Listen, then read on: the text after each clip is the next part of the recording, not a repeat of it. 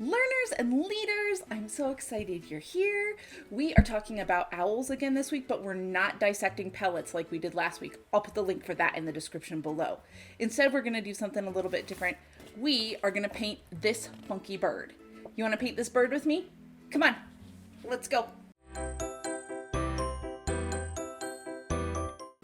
All right, learners and leaders, for the past couple of weeks, we have been talking about Owl Moon by Janet Yolen. We have done a ton of different owl activities, and if you want to do some of those, have your grown-ups go to the website. I'll put the link in my description below. Grown-ups, as always, I'm going to put a link in the description to my blog where there are step-by-step instructions on how to do this. In the meantime, let's get painting. Okay, let's talk about the supplies that we're going to need. First, you're going to need some paper. Normally I say it doesn't matter what kind of paper you use, but in this case, you're going to need to use something pretty thick. If you use something too thin, your paper is going to tear and it's going to be frustrating and not any fun. So I'm using watercolor paper. You just need a single sheet.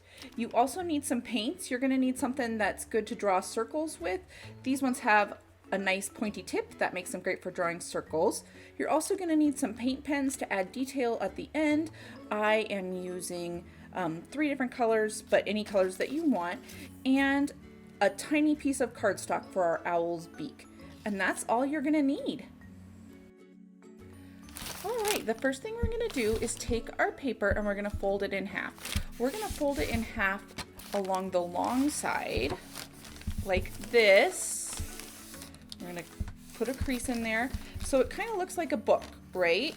Then we're gonna open it back up. Now what we're gonna do is we're gonna take our paint and paint some circles on it. I chose several different shades of cream and brown because I wanted to match the book, the owl from the book. So we're gonna grab these. This is a dark brown. I'm gonna do just a little bit of this and I'm gonna paint circles. I'm gonna make circles on one side of my paper only. So we're gonna start here.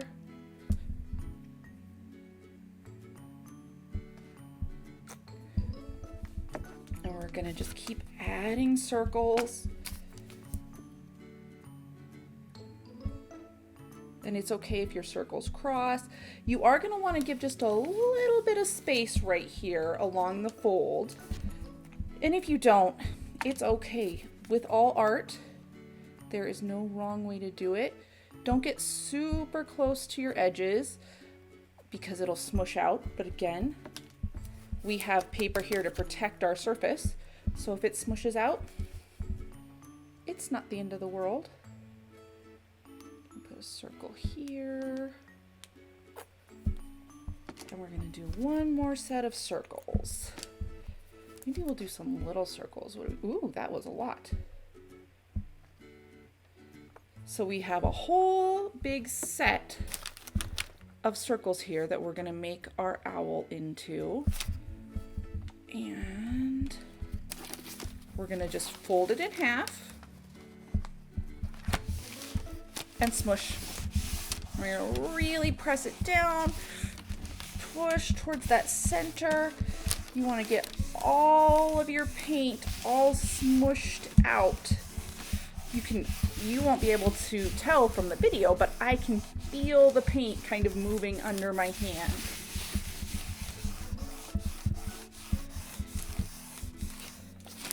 And then, once we've smushed everything out, we're gonna open it up. I wonder what we're gonna see. All right, this is gonna be our owl face. Isn't that funny?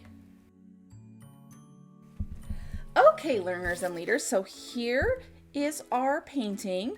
Look at the cool veining that we have going on here. That's a property of our paper. It kind of pulls the paint along, but look at how cool that is.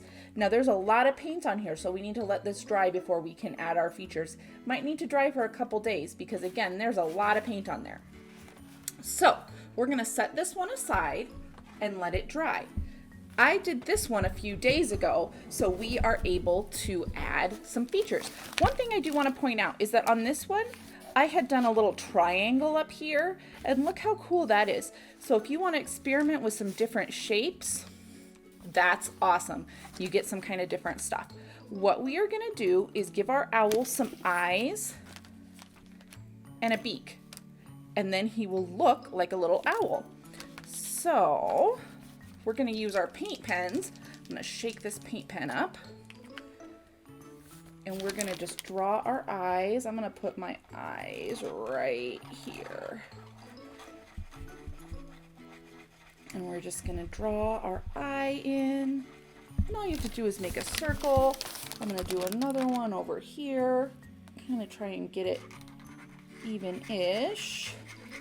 I'm doing this upside down, so it's a little bit harder. You do it right side up. Okay. Those look even. Get a little bit more over here. Okay. We're going to give those just a second to dry so we can add our pupils, but we're going to glue our beak on in the meantime. I'm going to set this aside so I don't get glue on my painting. And just add some glue to your beak. I'm using a glue stick, so you don't need anything fancy here. And what do you think? Right there? Let's add it there. There's our beak. Okay. Let's see. Let's blow on those a little bit. Get out our black pen.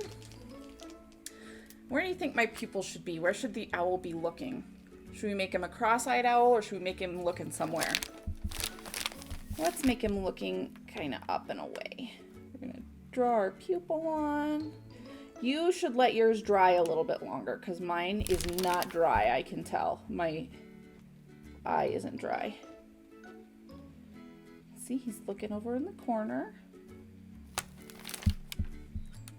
And there is our owl. How simple was that? All right, learners and leaders, what a great job you did today. Remember, we folded our paper in half, we made those circles, folded it in half again, smooshed everything out, and then pulled it apart, added the features to our owls, and we made such great owls. Let's look at a few different kinds that we made. We made, remember, this one, this guy who looks a little crazy, like his hair is all fluffed out. We made this one. We made one that matched our owl in the book. He's still drying. And remember, you don't have to just go with traditional colors. Look at this owl that's all funky and blue and orange. Isn't that fun? You do whatever owl you like. I am so proud of you for trying a new art technique today. That was awesome. Grown-ups, as a reminder, I will put a link to the blog in the description with step-by-step instructions. Go ahead and like, subscribe, and share with a friend so that they can come along next time. Thanks for being here with me today. Have a great day, learners and leaders.